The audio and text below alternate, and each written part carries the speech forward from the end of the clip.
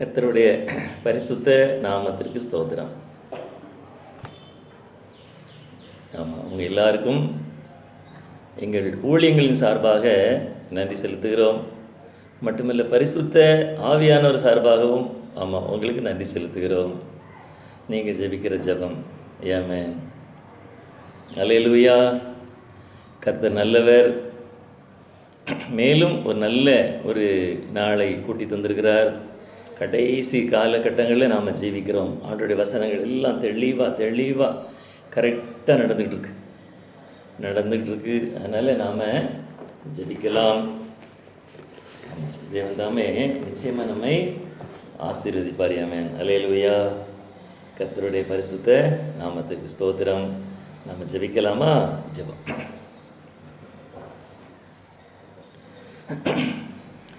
உம்பல்ல செயல்கள் நினைத்து உள்ளமே பொங்குதையா.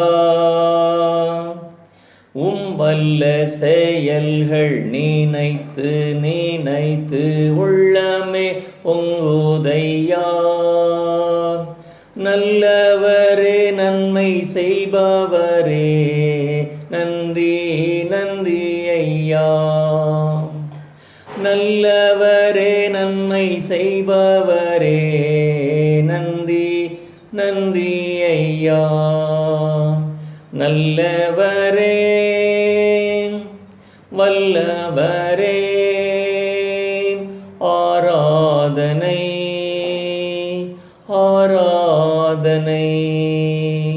நல்லவரே, வல்லவரே, ஆராதனை. ஆம் பிதாவே, இப்பொழுது எங்களோடு பேசும், எங்களோடு இடைப்படும்.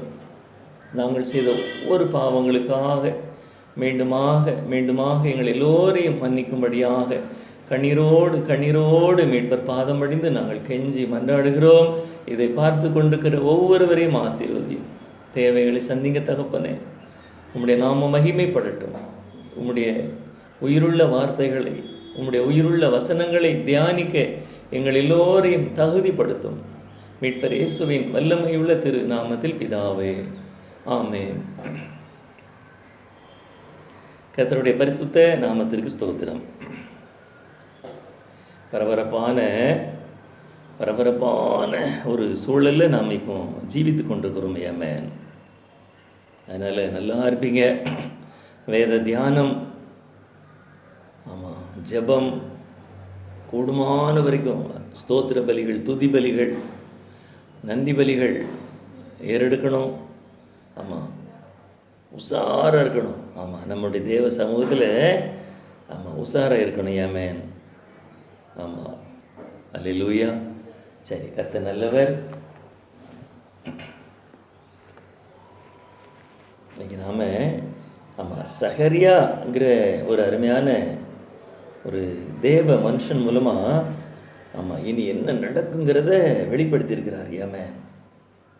பாருங்க, சாயங்காலத்திலே வெளிச்சம் உண்டாகும், ஜீவ தண்ணீர்கள் எருசலேமிலிருந்து புறப்படும். நம் பரிசுத்த ஆவியானவரே இந்த பூமிக்கு ராஜா. ஒரே கர்த்தர், ஒரே நாமம். சம பூமியாக திருத்தப்படும். எருசலேம் உயர்த்தப்படும். எருசலேமுக்கு விரோதமாக வரும் ஜனங்கள் வாதைகளினால், அதாவது அவங்க சதைகள் அழிந்து போகும் போட்டிருக்கு. கண்கள் கெட்டு போகும், நாவுகள் அழுகி போகுமா. அது நினைக்கும் போதே பயமாக இருக்குது. அப்போ பெரிய ஒரு போர் நடக்கக்கூடிய ஒரு சூழல் வருமோ அங்கிற ஒரு பயம். பாருங்கள், ஆண்டவருக்கு விரோதமாக தான், அதாவது எருசலேமுக்கு விரோதமாக வரும் ஜனங்கள் தான் போட்டிருக்கு. அதனால் நாம் அதுக்காக ப்ரேயர் பண்ணணும். ஆமென். மனிதனுடைய இரத்தம் இந்த பூமியில் வீணாக சிந்தக்கூடாது. ஆமென். அதெல்லாம் இப்படிலாம் நடக்குதுன்னு சொல்லி நிறைய காரியங்கள் கரெக்டாக நடந்துக்கிட்டு இருக்கு. இப்போ கொடூரமான கொள்ளை நோய்கள் மத்தியில் நாம் இன்றைக்கி சிக்கிக்கிட்டு இருக்கோம். ஆமென். ஆண்டவருடைய பிள்ளைகளை ரொம்ப நேசிக்கிறார் தான் நேற்று நாம் பார்த்தோம். பாருங்க, மிருகங்கள் கூட தப்ப முடியாதான். எருசலேமுக்கு விரோதமான ஜனங்கள் மனம் திரும்புவார்கள். பாருங்க, மனம் திரும்புவார்கள் போட்டிருக்கு. வராதவர்களுக்கு ஆசீர்வாதம் நோ ஏமேன்.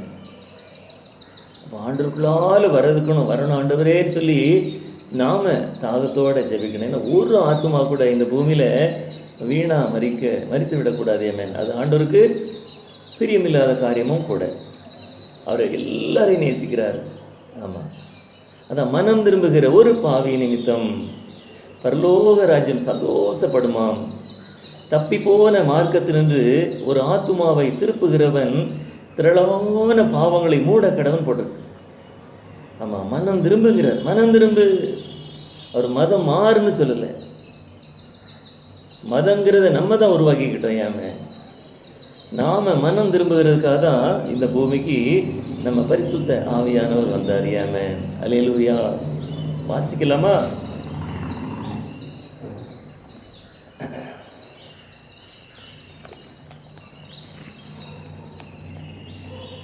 பாருங்க,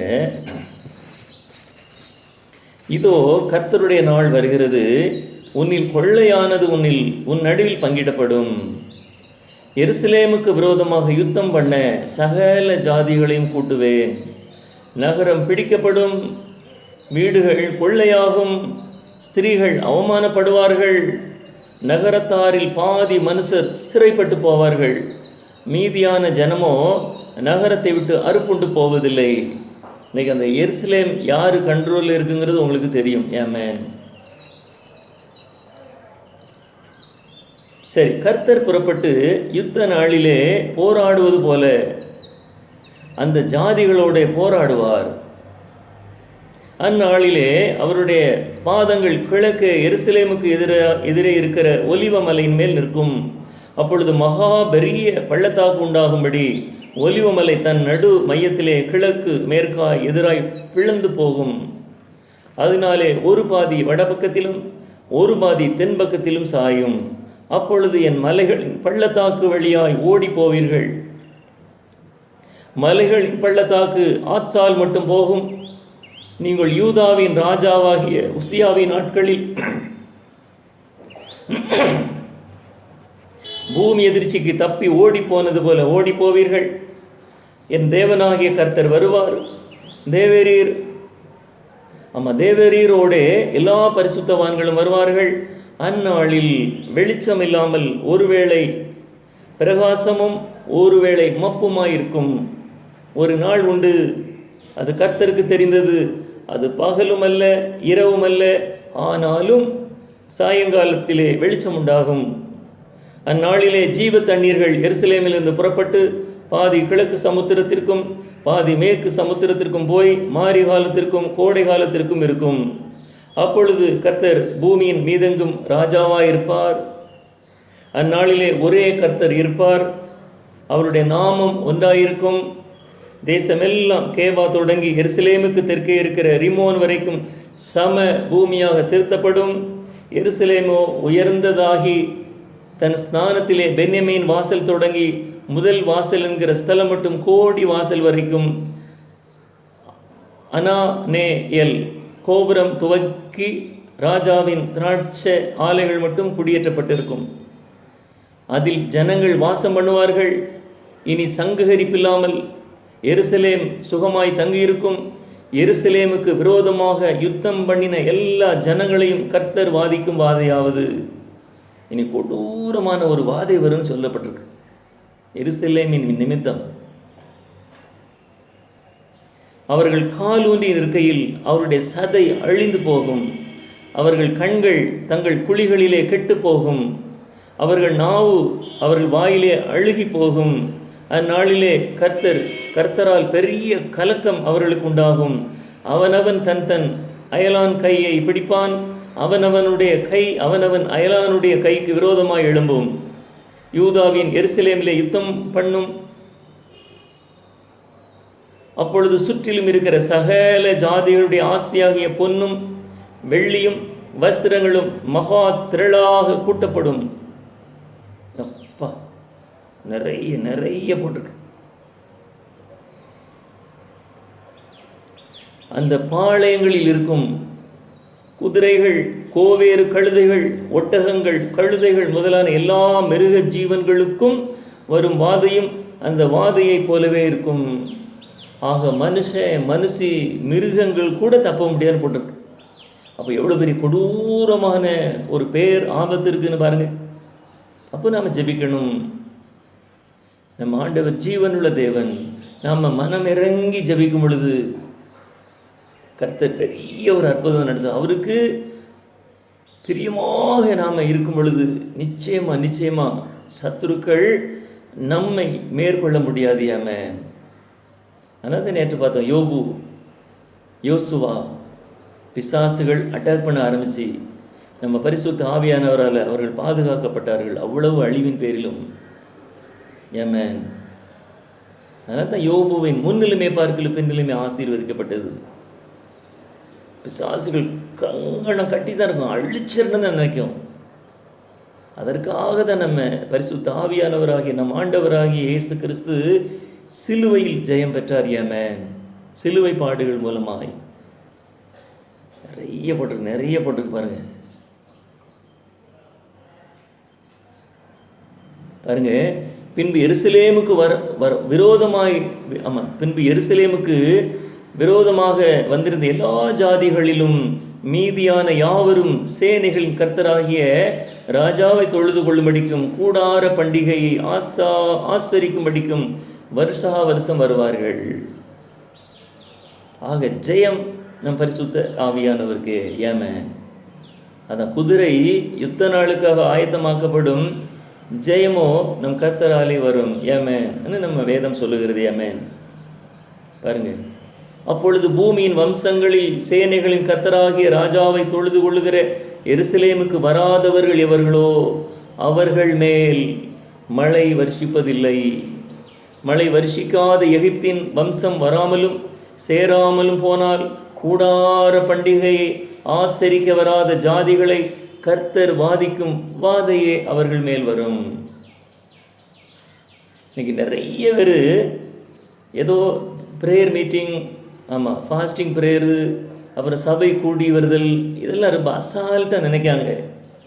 நம்ம அப்படி அந்த பரிசுத்தமான ஆண்டவருக்கு பிரியமான அந்த காரியங்களில், அந்த சபை கூடுதல்களில், உபவாச கூட்டங்களில், கன்வென்ஷன்களில் நாம் கலந்து கொள்ளும் பொழுது நமக்கு கண்ணுக்கு தெரியாத ஒரு பாதுகாப்பு நமக்கு நம் குடும்பங்களுக்கு கிடைக்கும். ஆமென்.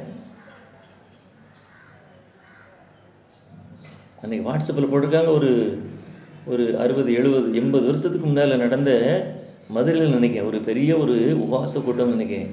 பாம்போல ஜனங்கள் வந்துக்கிட்டே இருக்காங்க பாருங்கள். ஆக இந்த கூட்டங்களில் கலந்து கொள்வது நமக்கு ஒரு ஆசீர்வாதம். ஆமென். ஆண்டோட வசனங்கள் நம்மை பாதுகாக்கும். நமது வசனங்களை நாம் கேட்கும் பொழுது ஆமென், அவருடைய வசனங்கள் உயிர் உள்ளது. ஆமென். எபிரேயர் 4:12 பாருங்க, தேவனுடைய வார்த்தையானது ஜீவன் உள்ளது. ஆமென். கர்த்தருடைய பரிசுத்த நாமத்தை சொல்லு பாருங்க. எகிப்தியருடைய பாவத்துக்கும் பாருங்க, மழை வருஷிக்காத எகிப்தின் வம்சம் வராமலும் சேராமலும் போனால் கூடார பண்டிகை ஆசரிக்க வராத ஜாதிகளை கர்த்தர் வாதிக்கும் வாதை அவர்கள் மேல் வரும். இது எகிப்தருடைய பாவத்திற்கும் கூடார பண்டிகையை ஆசரிக்க வராத சகல ஜாதிகளுடைய பாவத்துக்கும் வரும் ஆக்கினை. அந்நாளிலே குதிரைகளின் மணிகளிலே கர்த்தருக்கு பரிசுத்தம் என்னும் விலாசம் எழுதியிருக்கும். கர்த்தருடைய ஆலயத்தில் உள்ள பானைகள் பலிபீடத்திற்கு முன்பாக இருக்கிற பாத்திரங்களைப் போல் இருக்கும். அப்பொழுது எருசலேமிலும் யூதாவிலும் உள்ள எல்லா பானைகளும் சேனைகளின் கர்த்தருக்கு பரிசுத்தமாயிருக்கும். பலியிடுகிற யாவரும் வந்து அவைகளில் எடுத்து அவைகளில் சமைப்பார்கள். அந்நாள் முதல் சேனைகளுடைய கர்த்தரின் ஆலயத்திலே யாதொரு கானானியனும் இருப்பதில்லை. ஆமென். அல்லேலூயா. அவர் சொல்ல ஆகும். ஆமென். அவர் கட்டளையிட நிற்கும். ஆமென். அல்லேலூயா. கர்த்தருடைய பரிசுத்த நாமத்திற்கு ஸ்தோத்திரம். சரி, அடுத்த பாருங்க, பலிபீடங்களில் பரிசுத்தம், சபைகளில் பரிசுத்தமான உண்மையான ஆராதனை. ஆக உண்மையாக நாம் நம் பரிசுத்தரை பரலோகரை கெஞ்சினால் நம் பரிசுத்த ஆவியானவருடைய இரக்கம் நமக்கு கிடைக்கும். ஆமென். வாசிக்கலாமா? மல்கியா 1ஆம் அதிகாரம், மல்கியா 1ஆம் அதிகாரம் 5 முதல் 14 வரை. இதை உங்கள் கண்கள் காணும். அப்பொழுது நீங்கள் கர்த்தர் இஸ்ரவேலுடைய எல்லை துவக்கி மகிமைப்படுத்துவார் என்பீர்கள். குமாரன் தன் பிதாவையும் ஊழியக்காரன் தன் எஜமானையும் கனம் பண்ணுகிறார்களே. நான் பிதாவானால் என் கனம் எங்கே? நான் எஜமான் ஆனால் எனக்கு பயப்படும் பயம் எங்கே? என்று சேனைகளின் கர்த்தர் தமது நாமத்தை அசட்டை பண்ணுகிற ஆசாரியர்களாகிய உங்களை கேட்கிறார். அதற்கு நீங்கள் உமது நாமத்தை எதனாலே அசட்டை பண்ணினோம் என்கிறீர்கள்? என் பலிபீடத்தின் மேல் அசுத்தமான அப்பத்தை படைக்கிறதுனாலேயே. ஆனாலும் உம்மை எதனால் அசுத்தப்படுத்தினோம் என்கிறீர்கள்? கர்த்தருடைய பந்தி எண்ணாமல் போயிற்று நீங்கள் சொல்கிறதுனாலேயே. நீங்கள் கண் ஊனமானதை பலியிட கொண்டு வந்தாலும் அது பொல்லாப்பல்ல. நீங்கள் கால் ஊனமானதையும் நசல் பிடித்ததையும் கொண்டு வந்தாலும் அது பொல்லாப்பல்ல என்கிறீர்களே. அதை நீ உன் அதிபதிக்கு செலுத்து, அவன் உன்மேல் பிரியமாயிருப்பானோ, உன் முகத்தை பார்ப்பானோ என்று சேனைகளின் கர்த்தர் கேட்கிறார். ஆமாம், ஒரு ஜவுளி கடைக்கு போனால் கூட எது தரமான துணி நம்ம விசாரித்து போகிறோம். ஆமாம், எந்த கடையில் கரெக்டாக இருக்குது, நல்லா இருக்கும், ஆமாம் விலை குறையாக இருக்கும், அது நல்லா விசாரிக்க தெரியும். ஆனால் சர்ச்சுக்கு அந்த பலிபீடங்களில், ஆமாம் அதான் அவர் கேட்காரு. ஆமாம், என் பலிபீடத்தின் மேல் அசுத்தமான அப்பத்தை படைக்கிறதுனாலேயே.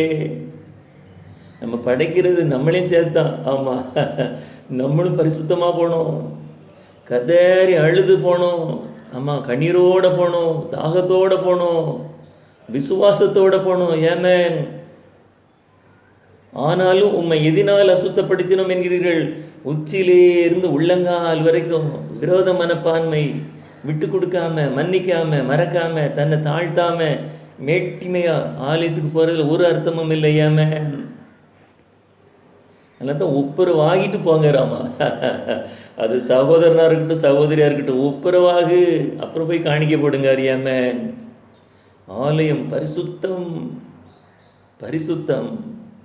அதான் சொல்ல, நான் பரிசுத்தர் ஆதலால் நீங்களும் பரிசுத்தராயிருங்கள் சொல்கிறார். ஏமேன். அப்படி பெரிய ஒரு பரிசுத்தத்தை நம்ம மேலே எதிர்பார்க்குறார். ஏமேன். அதை அனுபவித்து பார்த்தவங்களுக்கு தான் தெரியும். அவர் அனுபவிச்சார். ஏமேன். அதனால தான் அவர் தைரியமாக சொல்கிறார். ஏமேன். அல்லேலூயா. அவர் பரிசுத்தர். அதனால தான் தேவனை ஒருவரும் ஒருபோதும் கண்டதில்லை. அவர் பிரகாசம் உள்ள தேவன். ஆமாம், அல்லேலூயா. கர்த்தருடைய பரிசுத்த நாமத்திற்கு ஸ்தோத்திரம். அவர் சொல்ல பாருங்க, மோசமானதை பலவீனம் உள்ளதை உன் அதிபதிக்கு கொடுத்தா அவன் பிரியமாயிருப்பானோங்க. பாருங்க, அதை நீ உன் அதிபதிக்கு செலுத்து, அவன் உன்மேல் பிரியமாயிருப்பானோ, உன் முகத்தை பார்ப்பானோ என்று சேனைகளின் கர்த்தர் கேட்கிறார். ஏமேன். அதனால் கவனமாக இருக்கிறார். ஏமேன். அப்புறம் சொல்றார், இப்பொழுதும் தேவனுடைய சமூகத்தை நோக்கி கெஞ்சுங்கள், அப்பொழுது நம்ம மேல் இறங்குவார். அவர் நம்ம இறக்கம் உள்ளவர். ஏமேன். கண்ணீரோடு நாம் ஜெபிக்கும் பொழுது, அந்த பாவத்தை உணர்ந்து நாம் ஜெபிக்கும் பொழுது அவருக்கு தெரியும் நம்ம இருதயத்தில் உண்மையாக ஜெபிக்கானா, சும்மா ஒப்புக்கு ஜெபிக்கானா. ஆமாம், அவருக்கு தெரியும். ஆமென். அப்படி ஜெபிக்கும் பொழுது கூட ஆட்டோமேட்டிக்காக நமக்குள்ளால் இருக்கிற பலவீனங்கள் ஆட்டோமேட்டிக்காக மாறும். ஏன்னா பரிசுத்த ஆவியானோட அபிஷேகம் அப்படியே நம்ம மேலே இறங்கும். ஏமேன். எவ்வளோ பெரிய பாடுகள் வந்தாலும் அதான் முட்டி போட்டுறணும் அவருடைய சமூகத்தில். இப்பொழுதும் தேவனுடைய சமூகத்தை நோக்கி கெஞ்சுங்கள், அப்பொழுது நம்மேல் இறங்குவார். இது உங்களாலே வந்த காரியம், அவர் உங்களை அங்கீகரிப்பாரோ என்று சேனைகளின் கர்த்தர் கேட்கிறார். அப்புறம் தான் அப்போ கேட்காரு, உங்களில் எவன் கூலி இல்லாமல் கதவுகளை போட்டுவான்? என் பலிபீடத்தின் மேல் அக்கினியை கூலி இல்லாமல் கொளுத்தவும் மாட்டீர்கள். உங்கள் பேரில் எனக்கு பிரியம் இல்லை என்று சேனைகளின் கர்த்தர் சொல்லுகிறார். உங்கள் கைகளில் உள்ள காணிக்கை எனக்கு உகந்ததல்ல. அவரே ஐஸ்வர்யவான். ஆமாம், அந்த ஏழை விதவை போட்ட அந்த சின்ன காணிக்கை ஆண்டவர் ஆசீர்வதித்தார். ஏமேன். அல்லேலூயா. ஆமாம், அவர் கொடுக்க பாருங்க, நீங்கள் கொடுக்கிற உங்கள் கைகளில் காணிக்கை எனக்கு உகந்ததல்ல. சூரியன் உதிக்கிற திசை தொடங்கி அது அஸ்தமிக்கிற திசை வரைக்கும் என் நாமம் ஜாதிகளுக்குள்ளே மகத்துவமாயிருக்கும். எல்லா இடங்களிலும் என் நாமத்திற்கு தூபமும் சுத்தமான காணிக்கையும் செலுத்தப்படும். என் நாமம் ஜாதிகளுக்குள்ளே மகத்துவமாயிருக்கும் என்று சேனைகளின் கர்த்தர் சொல்கிறார். நீங்களோ, ஆமாம், பழையபடி நம்மகிட்ட தான் வராது. ஆமாம், நீங்களோ கர்த்தருடைய பந்தி அசுத்தமானது என்றும் அதன் ஆகாரமாகி அதன் பலன் அற்பமானதும் என்றும் சொல்லுகிறதுனாலே என் நாமத்தை பரிசுத்த குலைச்சலாக்குகிறீர்கள். இதோ இது எவ்வளவு வருத்தம் என்று சொல்லி அதை ஒரு திரணமாய் பேசி பீருண்டதையும் கால் ஊனமானதையும் நசல் கொண்டதையும் கொண்டு வந்து காணிக்கையாக செலுத்துகிறீர்கள் என்று சேனைகளின் கர்த்தர் சொல்லுகிறார். அதை உங்கள் கைகளில் அங்கீகரித்துக் கொள்வேனோ என்று கர்த்தர் கேட்கிறார். அது மட்டுமில்லை, கடைசி சொல்ல பாருங்க, தன் மந்தையில் கடா இருக்கையில் கெட்டு போனதை ஆண்டவருக்கு நேர்ந்து கொண்டு பலியிடுகிற கபடஸ்தன் சபிக்கப்பட்டவன். என் நாமம் ஜாதிகளுக்குள்ளே பயங்கரமாயிருக்கும். நான் மகத்துவமான ராஜா என்று சேனைகளின் கர்த்தர் சொல்லுகிறார். அல்லேலூயா. அவர் மகத்துவம் உள்ளவர். ஆமென். அதனால் கவனம். ஆலயத்திற்கு போகும்போது கவனம், நம்முடைய ஜீவியங்களில் கவனம், நம்முடைய செயல்பாடுகளில் கவனம். ஆமென். கவனமாக இனி வரும் காலங்களில் ரொம்ப கவனமாக இருக்கணுங்கிறார். ஆமென். அல்லேலூயா. அடுத்தல்ல விவாகம். ஆமாம், திருமண விஷயங்களில் கவனம். அப்பா, மனைவிகளுக்கு துரோகம் பண்ண கூடாங்கிறாரு, மனைவிக்கு துரோகம் பண்ணிடாதங்கிறாரு. ஆமாம், அல்லேலூயா. ஆண்டவருடைய பரிசுத்த பலிபீடத்தில், ஆமாம், கல்யாணத்துக்கு முன்னால் எவ்வளவோ சடங்காச்சாரங்கள் உங்களுக்கு தெரியும். நாங்கள் எவ்வளோ போடுவேன், ரொக்கம் எவ்வளோ தருவேன், கார் தருவியா, பங்களா தருவியா, ஆமாம் ஆமாம், கருப்பாக இருக்காளா, சிவப்பாக இருக்காளா, ஆமாம், முடி நீளமாக இருக்கா, பல்லு நீண்டிருக்கா, கட்டையாக இருக்கா, அதெல்லாம் கரெக்டாக பக்குவமாக பார்ப்போம். எல்லா பக்குவங்களும் பேசி. ஆமாம், இப்போ கிறிஸ்தவர்களும் ஆமாம் நாள் பார்க்கவும் பொருத்தம் பார்க்கவும் ஆரம்பிச்சிட்டாங்க. ஆமாம், ஒரு சில, எல்லாரையும் சொல்லலை, எல்லா மனுஷ மாம்ச ரீதி எல்லா சடங்குகளையும் பார்த்து பலிபீடத்தில் போய் அவருடைய உடன்படிக்கை பண்ணுறாங்க. பரிசுத்த ஆவியானவருக்கும் மணமக்களுக்கும் உள்ள உடன்படிக்கை. அந்த உடன்படிக்கையை ஆமாம் மீறி ஆமாம் நடந்தால் சாபம். அவர் ஏற்கனவே சொல்லியிருக்கிறாரு, நான் உடன்படிக்கையை மீறுகிற தேவன் அல்ல. ஏமே, அவர் நம்மளை ஆசீர்வதிப்பேன் தான். அப்போ நாம் அவருக்கு பிரியமாக நடக்கணும். அதனால் சர்ச்சில் அழகாக பொருத்தனை பண்ணி ஒரு சின்ன அற்ப விஷயங்களுக்கு நம்ம உடனே டைவர்ட்ஸுங்கிற ஒரு அந்த கோணத்தில் நம்ம வெளியே போயிடக்கூடாது. தெய்வ பயம் அணையமேன். ஆமாம், மனைவி எவ்வளவு அழகுலாம் இருந்தாலும் அல்ல கணவன் எவ்வளவு அழகுலாம் இருந்தாலும் நாம் பரிசுத்த ஆவியானவருக்குள்ளே வரும் பொழுது அந்த முகம் அழகாய் மாறும். அல்லேலூயா. ஏன்னா ஆண்டவர் நமக்குள்ளால் இருக்கிறதுனால. அதனால தான் பரிசுத்த விவாகம்னு போட்டிருக்கு. பரிசுத்த விவாகம்.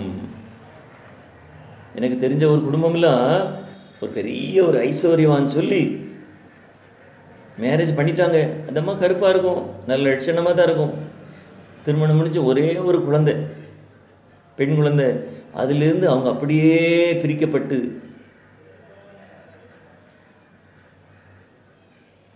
இதுக்கிடையில் அந்த மகன் சர்ச்சுக்கே வரமாட்டார். அந்த மகனை இன்னொரு மனுஷன் ஏமாற்றி அவருடைய வாழ்க்கையே வீணாகி பாருங்க. அவர் அழகாக இருப்பார். அவர் ஆண்டவருக்கு பிரியமாக சர்ச்சுக்கு போய் அந்த மனைவியானவளோட அவர் சந்தோஷமாக ஜீவித்திருந்தால் அந்த மகளுடைய முகம் பிரசன்னமாய் மாறி இருக்கும். ஆனாலும் கூட அந்த மகள் ஆண்டவருக்கு பயந்தபடினால அப்புறம் அந்த மகளுக்கும் ஆமாம் அருமையான முறையில் நல்ல ஒரு அருமையான ஒரு மகனை ஆண்டவர் கொடுத்தார். ஏமேன். இப்போ அந்த மகளுக்கு நல்ல ஒரு குழந்தை இருக்காங்க, ஒரு பேத்தி. ஏமேன். இப்போ அந்த பேத்தியை கொஞ்சம் தூக்கிட்டு அலைதார். ஏமேன். பாருங்கள், அவருடைய ஜீவியம் பிசாசுகளால் வீணாக போயிற்று. அனத்த பரிசுத்த விவாகம், அவருடைய உடன்படிக்கையை நாம் காத்து கொள்ள வேண்டும். ஏமேன். விவாகங்கிறது லேஸ் இல்லை. அதனால தான் பரிசுத்த பலிபீடத்தில் நம்ம விவாகம் பண்ணுகிறோம். கவனமாக இருக்கணும். ஏன்னா ஃபாதர் மத்தியில் அல்லது ஐயர் மத்தியில் அல்லது சாமியார் மத்தியில் சர்ச்சில் மொத்தத்தில் அவருடைய மேற்பார்வையில், பரிசுத்த ஆவியானவருடைய மேற்பார்வையில், பிதா சுதன் பரிசுத்த ஆவியின் பேராலே, ஏமேன், அந்த உடன்படிக்கை பரிசுத்தமானது. அதனால தான் நிறைய குடும்பங்களில் பிரச்சனைகள் வருது. போலீஸ் ஸ்டேஷன், கோர்ட்டு, விவாகரத்து, பணச்செலவு, மன உளைச்சல். நேற்று ஒரு அம்மா ஃபோன் பண்ணுதாங்க, ஆச்சரியம், வேதனையாக இருக்குது. 46 லட்சம் செலவழிச்சிருக்காங்களாம். எப்பா! அந்த மகள் ஒரு அடங்காப்பிடாரி, பாஸ்டர், தெரியாமல் கட்டிட்டோம், இவன் வெளிநாட்டில் இருக்கான். அந்த குடும்பத்தில் என்ன நடந்துன்னு ஆண்டவருக்கு தான் தெரியும். பாருங்கள், இவங்க கூப்பிடும்போதெல்லாம் பாவம் போல் ஃபாரின்லேருந்து வருவார். இப்படி வேதனை வேதனை வேதனையோட அப்போ ஒருவருக்கு மன்னிக்கிறது, விட்டு கொடுக்கறது, தன்னை தாழ்த்துறது. ஏமேன், ஆண்டவரோட பரிசுத்த ஆவியானவரை முன்னிலைமைப்படுத்தணும். ஜீவியங்களில், ஊழியங்களில், படிப்புகளில், வேலைகளில், ஆமேன், நம்முடைய செயல்பாடுகளில் அவரை தான் முன்னிலைமைப்படுத்தணும். அவர் தான் நம்மை ஆசீர்வதிக்கிற தேவன், வழிகாட்டுகிற தேவன், வெளிச்சத்தை தருகிற தேவன். ஏமேன். சரி, வாசிக்கலாமா? மல்கியா 2ஆம் அதிகாரம் 11 முதல் 17 வரை பாருங்க. யூதா ஜனங்கள் துரோகம் பண்ணினார்கள், இஸ்ரவேலிலும் எருசலேமிலும் அருவருப்பான காரியம் செய்யப்பட்டது. கர்த்தர் சிநேகிக்கிற பரிசுத்தத்தை யூதா ஜனங்கள் பரிசுத்த குறைச்சலாக்கி அந்நிய தேவதையின் குமாரத்திகளை விவாகம் பண்ணினார்கள். இதில் ஒரு பெரிய ரகசியம் என்னன்னா, நாம் இன்னைக்கு ஆண்டவருக்குள்ள இருக்கோம். அப்போ புறஜாதிகள் மத்தியில் ஒரு மகனையோ அல்லது ஒரு மகளையோ நம்ம சொந்தத்தில் எடுக்கிறோம். அப்போ அவங்க ரட்சிக்கப்படணும். அவங்களுடைய சமூகத்தில் அவங்க பாவங்களை அறிக்கையிட்டு பிதாசுதன் பரிசுத்த ஆவியின் பேராலே சர்ச்சில் ஞான ஸ்நானம் எடுத்து ஆண்டவருக்கும் அந்த குடும்பங்களுக்கும் ஒப்புரவாகி அதுக்கு அப்புறம் தான் மேரேஜ் பண்ணணும். இன்றைக்கி நிறைய குடும்பங்கள் பாதிக்கப்பட்ட ஒரு காரணம் தான், ஏதோ லவ் மேரேஜ் அல்லது நம்ம பெற்றோர்கள் மூலமாக இப்படியோ பண்ணியிருந்தாங்க, கலப்பு திருமணம். ஆமாம், ஆனால் ஆண்டவருக்கு பிரியமான முறையில் அவர் எப்படி ப்ரேயர் பண்ணி ஜெபிக்க சொன்னாரோ அந்த உடன்படிக்கைகளுக்கு நாம் கட்டுப்படும் பொழுது அந்த குடும்பம் ஆசீர்வதிக்கப்படும். சர்ச்சில் அந்த கரெக்டான அந்த இதெல்லாம் இருந்தால் தான் அங்கே அவங்களே அதை நடத்தி தருவாங்க, அந்த திருமணத்தை நடத்தி வைப்பாங்க. அதனால தான் சில வழிமுறைகள் இருக்குது. ஞானஸ்நானம் எடுத்தாரா, ரட்சிக்கப்பட்டாரா, ஆமாம் சொல்லி அந்த ஃபாதர் கேட்பாங்க. ஏமேன், அந்த பாஸ்டர் ஐயர், ஏமேன், ஒரு சில ஒழுங்குமுறைகள். அப்போ அதன்படி கரெக்டாக நாம் இருந்து மனதார, அது ஜென்ஸாக இருக்கட்டும் லேடிஸாக இருக்கட்டும், மனப்பூர்வமாக முழங்கால் போட்டு கதறி அழுது ஜெபம் பண்ணி, நான் அவர் இந்த சிலுவைப்பாடுகள் ஜெயம் பெற்று அவர் அடக்கம் பண்ணப்பட்டு பாருங்கள் 3ஆம் நாள் உயிர் தெழுந்த தேவன் சொல்லி நாம் முதல்ல விசுவாசிக்கணும். நமக்காக பாடுபட்டவர் ஏமேன், நமக்காக தான் சிலுவையில் ரத்தம் சிந்தினார். அவர் மரித்து பாருங்கள் அடக்கம் பண்ணப்பட்டு 3ஆம் நாள் உயிர் தெழுந்தாருங்கிறத விசுவாசிக்கணும். அப்போ மனதார நாம் பாவங்களை அறிக்கைட்டு ஞான ஸ்நானம் எடுக்கும் பொழுது, ஞான ஸ்நானங்கிறது ஒரு புனிதமான சடங்கு.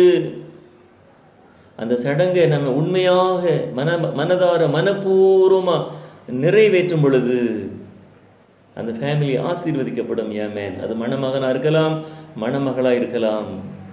அவர் ஒரு ஆடுகள் என் மந்தைக்கு வராதான் தான் அவர் விரும்புகிறாரு. ஏமேன். இவருங்க அந்நிய தேவதையின் குமாரத்திகளை விவாகம் பண்ணுகிறார்கள். இப்படி செய்கிறவன் எவனோ அவன் காவல் காக்கிறவனாயினும் உத்தரவு கொடுக்கிறவனாயினும் சேனைகளின் கர்த்தருக்கு காணிக்கை செலுத்துகிறவனாயினும் அவனை யாக்கோபுவின் கூடாரங்களில் இராதபடிக்கு கர்த்தர் சங்கரிப்பார். அப்போ அந்த புனிதமான சடங்கு மூலமாக அந்த இக்கட்டிலேருந்து நம்ம மீட்டு கொள்ளப்படுவோமே. அம்மன், நிறைய குடும்பங்களை பார்க்கலாம், சாட்சியாக சொல்லலாம். ஆண்டவருக்கு பிரியமான மனப்பூர்வமாக நாம் அவருக்கு முன்பாக கெஞ்சி கீழ்ப்படியணும். அவருடைய கட்டளைகளுக்கு, அவருடைய கற்பனைகளுக்கு நாம் கீழ்ப்படியணும். ஏமேன். சரி, நீங்கள் 2ஆம் தரமும் இதை செய்து கர்த்தருடைய பீடத்தை கண்ணீரினாலும் அழுகையினாலும் பெரு மூச்சுகளினாலும் நிரப்புகிறீர்கள். ஆகையால் அவர் இனி காணிக்கையை மதியார், அதை உங்கள் கைகளில் பிரியமாக ஏற்றுக்கொள்ளவும் மாட்டார். சில சர்ச்சில் பாருங்க, ஆமாம், அப்போ தான் செல்ஃபோனை நோண்டிகிட்டு இருப்பான். சில மேதாவிகள் இருக்காங்க, அந்த காணிக்கை போட்டோன்னே அவன் சக்தி மாதிரி இருந்துச்சு போயிருது. ஆமாம் ஆமாம், ஏதோ இவர் காணிக்கைக்கு அவர் ஆண்டு எதிர்பார்த்த மாதிரியும். ஒரு நாள் அப்படி இருக்கக்கூடாது. ஆலயத்திற்கு கரெக்டாக 8:30 மணி ஆலயம்னா கரெக்டாக 8:15 8 மணிக்கெலாம் சரண்டர் ஆயிடணும். ஒரு 3/4 மணி நேரம் போனவங்க அவங்கள யாரும் அடிக்க மாட்டாங்க. அந்த பெஞ்சை துடைக்கலாம், தூக்கலாம், அந்த ஆலயத்தை சுத்தப்படுத்தலாம், எவ்வளோ காரியங்கள் பண்ணலாம். ஏன்னா அவருடைய தேவ சமூகத்துக்கு மத்தியில் போகிறோம், பரிசுத்த ஆவியானவர் தரிசிக்க போகிறோம். ஐயர் மூஞ்ச பார்க்கவோ, ஐயர் ஒய்ஃபு பொண்டாட்டி பார்க்கவோ, அல்ல அங்கே இருக்கிற கோயில் குட்டியாரை பார்க்கவோ நம்ம போகலையாமே. அங்கே வர சபை மக்களை பார்க்க போகல, பரிசுத்த ஆவியானவரை நோக்கி நாம் போகிறோம், அவரை தரிசிக்க போகிறோம். அப்போ தாகமாக உண்மையாக போகும் பொழுது ஆத்தும தாகம், ஆத்தும பாரம். கரெக்டாக 8:30க்கு ப்ரேயர் ஆரம்பிக்காங்கன்னா ஒரு 1/2 hour முன்னால் அங்கே இருக்கணும். ஏமே அந்த முறைமைகளில், அந்த அந்த அந்த புனிதமான சடங்குகளில் கரெக்டாக பங்கெடுத்து அந்த முடிவு ஜெபம், ஆசீர்வாத ஜெபம், நம்முடைய கர்த்தராகிய இயேசு கிறிஸ்துவனுடைய கிருபையும், பிதாவாகிய தேவனுடைய அன்பும், பரிசுத்த ஆவியானவரின் அன்பும் ஐக்கியமும் இன்றும் என்றும் சதா காலங்களிலும் நம் அனைவரோடு இருப்பதாக ஐயர் சொல்லும் பொழுது, கர்த்தர் உங்களோடு இருப்பாராக ஆமேன்னு சொல்லும் பொழுது நாம் அங்கே இருக்கணும். ஏமே அல்லேலூயா. அதான் புனிதமான சடங்கு. இவர் சட்டமாக போயிடுவார் காணிக்கை போட்டு முடிஞ்சோடனே, அல்லது அங்கே ஃபோன் வரும், அப்போ தான் அடிச்சு விட்டு வெளியே ஃபோனில் போய் எடுத்து பேசுவார். உள்ளே வரமா ஃபோனை தூக்கி எரிஞ்சிடணும். அல்லேலூயாமா. அல்ல வீட்டில் ஒரு முக்கியத்துக்கு போட்டுடணும், அல்ல சுவிட்ச் ஆஃப் பண்ணி தரணும். ஆமாம், கவனம். அவருடைய பலிபீடத்துக்குள்ளே கவனமாக வரணும். அதான் ஆயக்காரன் பரிசேன் 2 பேரை காமிக்காரு. பயபக்தியாக போகிறான் பாயக்காரன். அந்த ஜெபம் தான் ஏற்றுக்கொள்ளப்பட்டது. அல்லேலூயா. நிறைய சொல்லலாமா? கர்த்தருடைய பரிசுத்த நாமத்து சோதனம்.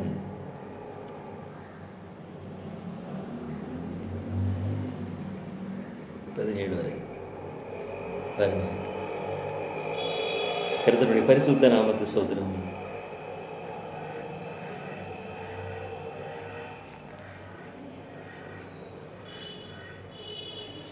பாருங்க, நீங்கள் 2ஆம் தரமும் இதை செய்து கர்த்தருடைய பீடத்தை கண்ணீரினாலும் அழுகையினாலும் பெரு மூச்சுகளினாலும் நிரப்புகிறீர்கள். ஆகையால் அவர் இனி காணிக்கையை மதியார், அதை உங்கள் கைகளில் பிரியமாக ஏற்றுக்கொள்ளவும் மாட்டார். ஏன் என்று கேட்கிறீர்கள். கர்த்தர் உனக்கும், அப்புறம் தான் சொல்லார், உனக்கும் உன் இளவயது மனைவிக்கும் சாட்சியாயிருக்கிறார். உன் தோழியும் உன் உடன்படிக்கையின் மனைவியுமாகி அவளுக்கு நீ துரோகம் பண்ணினாயேங்கிற லெவலில் வரும்போது இந்த இது வந்துடுது பாருங்க. அவர் ஒருவனை அல்லவா படைத்தார், ஆவி அவரிடத்தில் பரிபூரணமாய் இருந்ததே, பின்ன ஏன் ஒருவனை படைத்தார்? தேவ பக்தி உள்ள சந்ததியை பெறும்படிதானே. ஆகையால் ஒருவனும் தன் இளவயது மனைவிக்கு துரோகம் பண்ணாதபடிக்கு உங்கள் ஆவியை குறித்து எச்சரிக்கையாயிருங்கள். தள்ளி விடுதலை நான் வெறுக்கிறேன் என்று இஸ்ரவேலின் தேவனாகிய கர்த்தர் சொல்கிறார். அப்படிப்பட்டவன் கொடுமையினால் தன் வஸ்திரத்தை மூடுகிறான் என்று சேனைகளின் கர்த்தர் சொல்கிறார். ஆகையால் நீங்கள் துரோகம் பண்ணாமல் உங்கள் ஆவியை குறித்து எச்சரிக்கையாயிருங்கள். மேலே அமெரிக்க தேசத்தெல்லாம் பாருங்கள், 10 வருஷமாக 15 வருஷமாக திருமணமே நடக்காமல் எல்லா சடங்குகளும் நடக்கும் அவங்க வாழ்க்கையில். அப்புறம் அவங்க நினச்சா தான் கல்யாணம் பண்ணுவாங்களா மாதிரி எங்கேருந்து ஆசீர்வாதம் வரும்? ஆணோட ஆண், பெண்ணோட பெண், ஓரின சேர்க்கை, வேசித்தனமான ஒரு வாழ்க்கை, குடிபோதை, மேட்டிமை, இப்படி ஆண்டவருக்கு பிரியமில்லாத காரியங்கள், அது மொத்தத்தில் ஒன்றா சேர்ந்து கடைசியில் சோதோம் கோமரா பாவம் அந்த நாட்டில் அந்த பாவம் பரலோகத்தில் எட்டினது போல அந்தந்த தேசங்கள் ஆமாம் அசுத்தமாக்கப்படுகிறது. ஏமேன். நம்முடைய பரிசுத்தமில்லாத ஒரு ஜீவியங்களினால். ஏமேன். ஆண்டவருடைய பிள்ளைகள் இருக்கிற இடம் பரிசுத்தம். வாய்களில், நினைவுகளில், சிந்தைகளில், செயல்பாடுகளில் பரிசுத்தமாக இருக்கணும். ஆண்டவருடைய பிள்ளைனாலே அது நம்முடைய செயல்பாடுகள் மூலமாக, நம்ம சாட்சிகள் மூலம் புறஜாதிகள் ஆச்சரியப்படணும். ஏமேன். அப்போ ஒரு சில பாடுகளை நாம் சகிக்கணும். ஏமேன். விட்டு கொடுக்கணும், மன்னிக்கணும், மறக்கணும், நம்ம முற்றிலுமாக தாழ்த்தணும். ஆமாம்,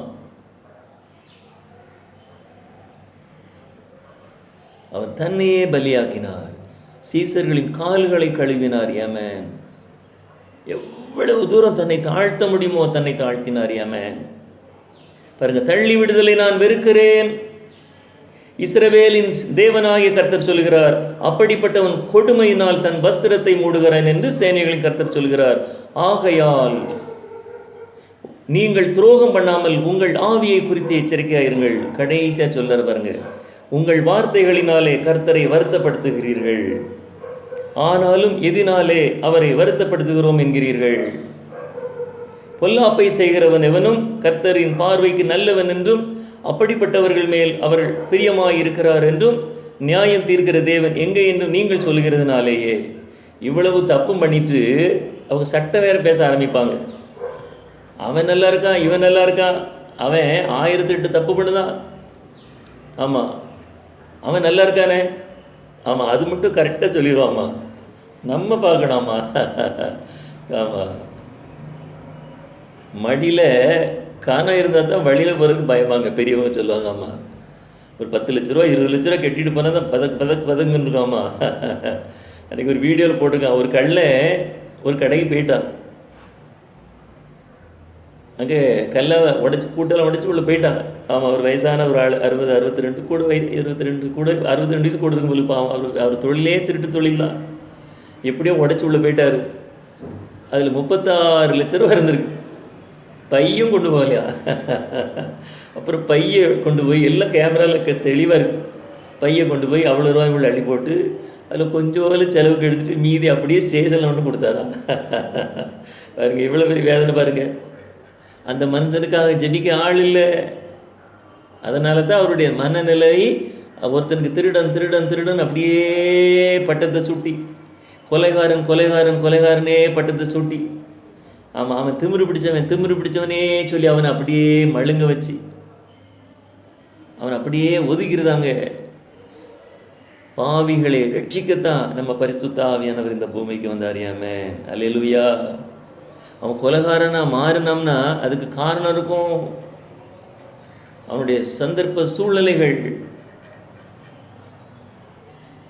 முதலாவது அவனுடைய ஜெப குறைவாக இருக்கும், அல்லது சந்தர்ப்ப சூழ்நிலை. கூடுமான 100க்கு 100 பரிசுத்த சமூகத்தில் காத்திருக்கும் பொழுது தவறுதலான எந்த ஒரு காரியமும் நம்மை அண்ட முடியாது. ஆமென், அல்லேலூயா. கர்த்தருடைய பரிசுத்த நாமத்திற்கு ஸ்தோத்திரம். நிறைய காரியங்களை தியானிக்கலாம். அதனால தான் அவர் 33 வருஷம் மனுஷனோட மனுஷனாக ஜீவித்தார். ஆமென். அவர் தாமே சோதிக்கப்பட்டு பாடுகள் பட்டபடியினாலே சோதிக்கப்படுகிறவர்களுக்கு அவர் உதவி செய்ய வல்லவராயிருக்கிறார். நம்ம ஒவ்வொருடைய பலவீனங்களும் தெரியும். கடன் வாங்கினா நம்ம எவ்வளோ வேதனைப்படுவோம். ஒரு பலவீனம் நம்ம உடம்புல இருந்து அவன் என்ன பாடுபடுவான் எல்லாருக்கும் தெரியும். நம்முடைய பலவீனங்களை ஆமாம் அவர் சிலுவையில் சுமந்தார். நீ பலவீனப்படும் பொழுது என் பலன் உனக்குள் முழுமையாகும் சொல்கிறார். ஆமென். எல்லாத்துக்கும் வசனத்தின் மூலமா ஜெயம் பெற்றவர். ஆமென், அல்லேலூயா. கர்த்தருடைய பரிசுத்த நாம ஸ்தோத்திரம். சரி, கடைசியாக பாருங்க, கடைசி காலம் பரிசுத்தமான வாழ்க்கை. ஆக ஆலய காரியங்களில் தாராளமாக செலவு செய்யணுங்கிறோமா? வாசிக்கலாமா? மல்கியா 3ஆம் அதிகாரம் 1 முதல் 10 வரை.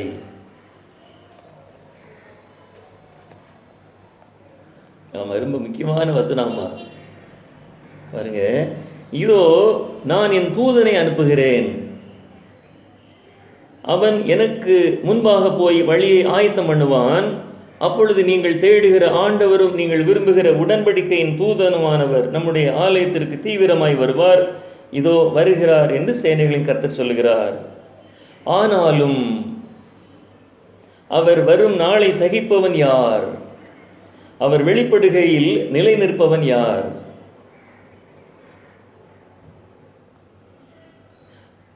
அவர் புடமிடுகிறவனுடைய அக்கினியை போலவும் வண்ணானுடைய சவுக்காரத்தை போலவும் இருப்பார்.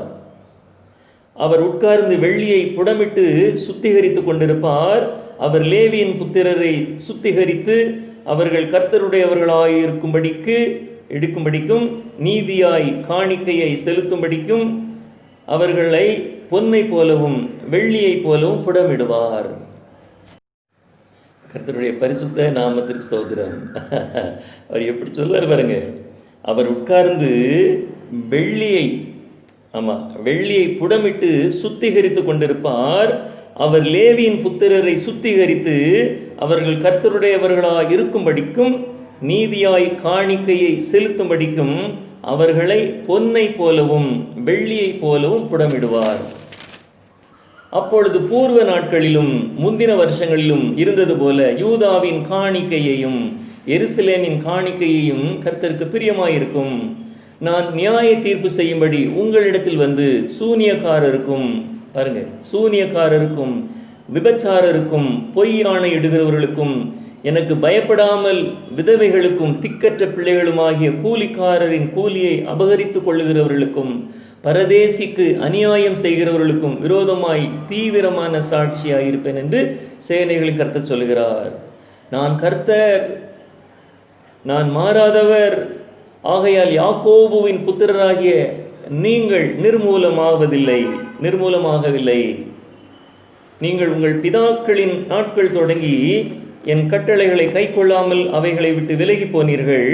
என்னிடத்திற்கு திரும்புங்கள், அப்பொழுது உங்களிடத்திற்கு திரும்புவேன் என்று சேனைகளின் கர்த்தர் சொல்கிறார். நாங்கள் எந்த விஷயத்தில் திரும்ப வேண்டும் என்கிறீர்கள்? மனுஷன் தேவனை வஞ்சிக்கலாமோ? ஆமா, அப்பதான் கேட்கிறார், மனுஷன் தேவனை வஞ்சிக்கலாமா அன்னு ஒரு கேள்விக்குறி. நீங்களோ என்னை வஞ்சிக்கிறீர்கள். எதினால் உம்மை வஞ்சித்தோம் என்கிறீர்கள்? தசம பாகத்திலும் காணிக்கை எழுந்தானே. அப்பா, தசம பாகனே பயமா இருக்குனே. ஆண்டவருக்காக நம்ம எவ்வளவுக்கு எவ்வளவு இறங்குகிறோமோ, அது பண விஷயமோ அல்லது நம்ம உடல் உழைப்போ, அது அவ்வளவுக்கு எத்தனையோ மடங்கு நமக்கு திரும்ப கிடைக்காம. என்னை சோதித்து பாருங்க அறியாம. மனுஷன் தேவனை வஞ்சிக்கலாமோ? நீங்களோ என்னை வஞ்சிக்கிறீர்கள். எதினால் உம்மை வஞ்சித்தோம் என்கிறீர்கள்? தசம பாகத்திலும் காணிக்கை எழுந்தானே. இதை பார்க்கும்போது சென்னைக்கு பட்டணத்தில் தரிச்சலா திடீர்னு ஒரு வீட்டுக்கு பிரேயருக்கு போனோம். ஆமாம், பெரிய ஆச்சரியமா இருக்கு எனக்கு. உடனே அக்கம் பக்கத்தில் இருந்து அவ்வளவு ரிலேஷன் சர்க்கிள் எல்லாரும் வந்துட்டாங்க. ஆமாம் ஆமாம், எல்லாரும் ரொம்ப ஆசையா, ரொம்ப ஆர்வமா. ஆமாம், ஆண்டவருடைய பிள்ளைகளுக்கு நாம் உண்மையாய் ஊழியம் செய்தால் அந்த வரவேற்பு நிச்சயமாக கிடைக்கும். அதனால தான் என்னை கனம் பண்ணுகிறவர்கள், ஆமாம், என்னை கனம் பண்ணுகிறவர்களை நான் கனம் பண்ணுவேன். எனக்கு ஒரே சந்தோஷம். ஆமாம், என்னடா முன்பின் தெரியாது என்ன பாசமாக இருக்காங்க பாருங்க. அல்லேலூயா. அந்த நட்பு இன்றைய வரையிலும் தொடர்கிறது. ஆமென், அல்லேலூயா. ஆண்டவருடைய பிள்ளைகள் ஆண்டவருடைய ஊழியங்களை உண்மையாய் செய்து பாருங்க, அவருக்கு பிரியமாக நடந்து பாருங்க. அதில் கிடைக்கிற ஒரு சந்தோஷம், ஒரு முழு மன நிறைவு வேற எதுலேயும் கிடைக்காது. எத்தனை கோடி கொடுத்தாலும் கிடைக்காது. அல்லேலூயா. பாருங்க, நான் கர்த்தர், நான் மாறாதவர். ஆகையால் யாக்கோபுவின் புத்திரராகிய நீங்கள் நிர்மூலமாகவில்லை. நான் போட்டு தான் அந்த காணிக்கை பற்றி சொல்றார். நீங்கள் சபிக்கப்பட்டவர்கள், ஜனத்தாராகிய நீங்கள் எல்லோரும் என்னை வஞ்சித்தீர்கள். என் ஆலயத்தில் ஆகாரம் உண்டாயிருக்கும்படிக்கு தசம பாகங்கள் எல்லாம் பண்டசாலையிலே கொண்டு வாருங்கள். அப்பொழுது நான் வானத்தின் பலகணிகளை திறந்து இடங்கொள்ளாமல் போக மட்டும் உங்கள் மேல் ஆசீர்வாதத்தை வருஷிக்க மாட்டோனோ வென்று அதனால் என்னை சோதித்து பாருங்கள் என்று சேனைகளின் கர்த்தர் சொல்லுகிறார். டெஸ்ட் பண்ணுகிறார். ஆண்டவருக்காக நீங்க ஓடி பாருங்க. ஆலய ஈடுபாடுகள், ஆமாயன் காணிக்கைகளாக இருக்கட்டும், அல்லது ஆலய ஈடுபாடுகளாக இருக்கட்டும், ஆலய வேலைகளாக இருக்கட்டும், ஆமாம், அல்லது கட்டுமான பணிகளாக இருக்கட்டும், அதுக்கு நல்ல உண்மையான நல்ல ஒரு விசுவாசத்தோடு ஆலோசனைகளாக இருக்கட்டும், எதாக இருக்கட்டும், மொத்தத்தில் ஆலய பணிகள் நிறைய இருக்குது. ஆலய பணிகளில் ஏன்னா பரிசுத்த ஆவியானவருக்கு நம்ம செய்கிறோம். இந்த வானத்தையும் பூமியையும் சூரியனையும் சந்திரனையும் நட்சத்திரங்களையும் படைத்த தேவனுக்கு நாம் வேலை செய்கிறோம். ஏமே நாம் ஆராதிக்கிற ஆண்டவர் ஜீவனுள்ள தேவன். நாம் ஆராதிக்கிற ஆண்டவர் வாக்கு மாறாதவர். நாம் ஆராதிக்கிற ஆண்டவர் ஒரு விசை சொல்லுகிற காரியத்தை மறுவிசை திருத்துகிறவர் அல்ல. ஏமே அதான் சொல்றீனை சோதித்து பாருங்கள் என்று சேனைகள் கர்த்தர் சொல்கிறார். பூமியின் கனியை பட்சித்து போடுகிறவைகளை உங்கள் நிமித்தம் கண்டிப்பேன். அவைகள் உங்கள் நிலத்தின் பலனை அழிப்பதில்லை. வெளியில் உள்ள திராட்சை கொடி பழமில்லாமல் போவதும் இல்லை என்று சேனைகள் கர்த்தர் சொல்கிறார். ஆமென். கர்த்தருடைய பரிசுத்த நாமத்திற்கு ஸ்தோத்திரம். ஆமா, இவ்வளவு தெளிவா சொல்லியிருக்காரு. இன்னொரு குரூப் இருக்கு. ஆமா ஆமா, எங்க வாண்டுகிட்ட எங்க ஆமா பொண்ணுக்கிட்ட ஒரு அருமையான அவங்க ஃப்ரெண்டு ஒரு அருமையான ஒரு சகோதரி சொல்லியிருக்க அந்த அம்மா எட்டி திருநெல்வேலி பாடையில் உங்கள் அப்பே சும்மா பைபிள் பைபிள் பைபிள் தூக்கிட்டு அலைதான் ரெட்டி உங்களை எப்போ அப்படி கட்டி கொடுப்பாரு. ஆமாம், திருமணங்கிறது ஆண்டவருடைய கிருபை. ஆமாம், அவருடைய இறக்கம்தான். ஒரு அருமையான ஒரு ஊழியக்காரர் வந்தார், நல்ல அருமையான ப்ரேயர் பண்ணிட்டு, ஐயா அங்கே ஆண்டவர் உங்கள் இந்த வீட்டில் அருமையான உங்கள் வாண்டுகளுக்கு மேரேஜ் நடக்க போகுதுன்னு சொல்லி போயிட்டார். அல்லேலூயா. அதே மாதிரி நடந்தது. அல்லேலூயா. ஊழியக்காரர்களின் வார்த்தைகளை நிலைப்படுத்துகிற தேவன். நம்ம பாவம் போல பரதேச ஐயோ பாவம் போல் அங்கங்கே அலைஞ்சாலும் ஆண்டவர் நம்மோடு இருப்பார். யாமே நம்ம திருச்சி எங்கே இருக்குது, தருமபுரி எங்கே இருக்குது, நம்ம கொடைக்கானல் எங்கே இருக்குதுன்னு பாவம் போல் அவருடைய ஊழியத்தின் நிமித்தம் பாவம் போல் பரிதாபமாக அலைந்ததுனால நம்ம குடும்பத்தை அவர் பார்ப்பார். ஏமேன். அல்லேலூயா. கர்த்தருடைய பரிசுத்த நாமத்திற்கு ஸ்தோத்திரம். பாருங்க,